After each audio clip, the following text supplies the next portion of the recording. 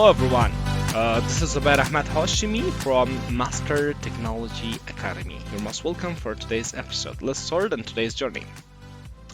We're going to talk about user interface, and we have two types of two different ways to use the computer. The first one is GUI, graphical user interface, and I mean here, as you just can see this one.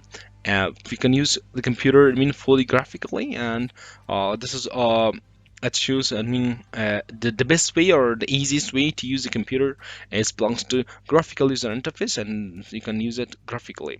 And the second one is CLI, stands for command line interface, and those CLI methods are nowadays it become this one is one of the as an example part of it, and you can use it command base, and you can enter the comments, and as well as the next one will be belongs to PowerShell. You can turn on PowerShell, and here the PowerShell.